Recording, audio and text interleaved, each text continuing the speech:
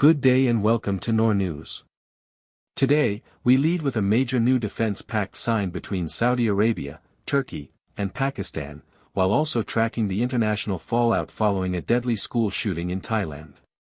Stay with us as we bring you these stories and more. Saudi Arabia, Turkey, and Pakistan have formally entered into a tripartite defense pact, establishing a collective security framework that declares an attack on any one of the three nations will be treated as an act of aggression against all. According to reports from the BBC and Al Jazeera, the agreement marks a significant shift in regional military cooperation, aimed at bolstering stability amid the ongoing and escalating conflicts across the Middle East. Officials from the three capitals have emphasized that the pact is designed to serve as a deterrent against external threats, though specific details regarding the deployment of joint forces or intelligence-sharing protocols remain under review. The announcement comes at a time of heightened geopolitical tension, as regional powers seek to solidify alliances to navigate the complex security landscape.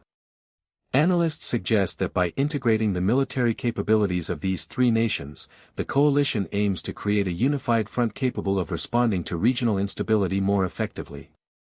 While the full scope of the agreement is still being finalized, the commitment to mutual defense represents a formalization of long-standing bilateral ties into a cohesive trilateral structure. Diplomatic observers are now closely monitoring how this new security arrangement will influence the broader balance of power in the region. The United Arab Emirates has issued a strong condemnation regarding a recent Houthi attack targeting the Najran region in the Kingdom of Saudi Arabia. According to the Qatar news agency, QNA, the UAE Ministry of Foreign Affairs expressed its firm denunciation of the assault, characterizing it as a dangerous escalation that threatens regional stability and security. The statement emphasized that such hostile actions are a direct violation of international law and undermine ongoing efforts to achieve a peaceful resolution to the conflict in Yemen. Abu Dhabi reiterated its full solidarity with the Kingdom of Saudi Arabia, affirming its support for all measures taken by Riyadh to protect its sovereignty and ensure the safety of its citizens and residents against such provocations. The UAE further called upon the international community to take a decisive stance against these recurring attacks, which continue to jeopardize the safety of civilians and critical infrastructure in the region. This latest incident follows a series of cross-border tensions that have prompted renewed calls from various Gulf Cooperation Council members for an immediate cessation of hostilities and a commitment to diplomatic dialogue. Regional observers note that the UAE's statement underscores the continued alignment among Gulf nations in addressing security threats posed by non-state actors along the Saudi-Yemeni border. New Delhi has officially confirmed it is closely monitoring the newly inked trilateral defense agreement between Pakistan, Saudi Arabia, and Turkey. The Ministry of External Affairs stated on Friday that India is keeping a vigilant watch on the situation following the formal signing of the so-called Mecca Joint Defense Agreement. While the specific operational details of the pact remain under review, the development marks a significant shift in regional security dynamics. According to reports from the BBC and Al Jazeera, the agreement aims to bolster military cooperation, intelligence sharing, and joint training exercises among the three nations. Analysts suggest that this trilateral framework could reshape strategic alliances across the Gulf and South Asia, prompting New Delhi to assess the potential implications for its own regional security interests.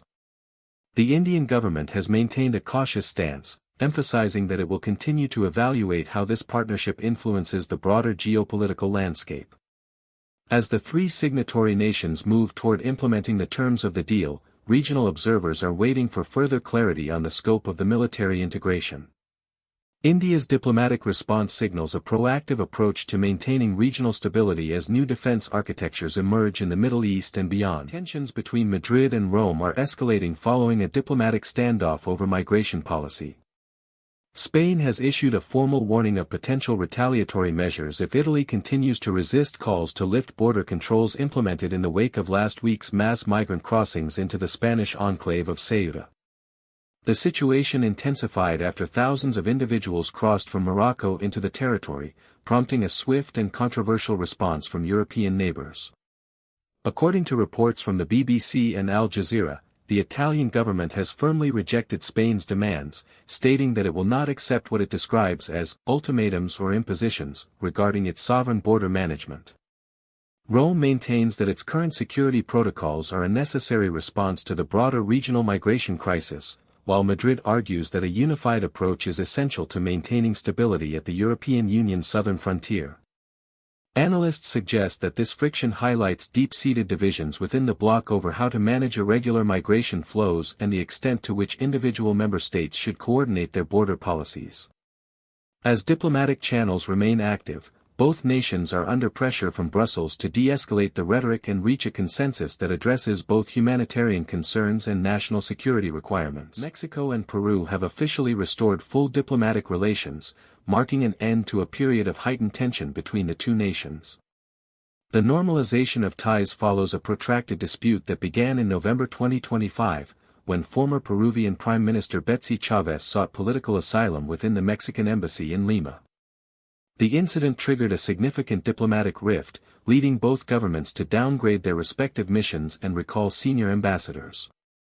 According to BBC reporting, the breakthrough came after intensive back-channel negotiations aimed at stabilizing regional cooperation. While the specific terms of the agreement remain under review by both foreign ministries, the restoration of full diplomatic status signals a return to standard consular operations and bilateral engagement. The asylum row had previously stalled several trade and security initiatives between the two countries, causing concern among regional observers regarding the stability of Andean diplomatic channels. With the return of ambassadors expected in the coming weeks, both Mexico City and Lima have expressed a commitment to moving past the impasse. The normalization is viewed as a necessary step toward addressing shared economic interests and regional integration efforts that had been sidelined during the months of diplomatic friction. 3 prisoners have been killed and at least 23 others injured following violent riots across Sri Lanka's prison system. According to Al Jazeera, the unrest broke out as tensions reached a breaking point within the nation's detention facilities, which are currently struggling to manage severe overcrowding. Officials confirmed that the fatalities occurred during 2 separate incidents of unrest yesterday, as inmates protested against the deteriorating conditions and the heightened risks posed by the lack of space. The riots highlight a growing crisis within the country's correctional infrastructure, where the inmate population has significantly exceeded the intended capacity of the facilities.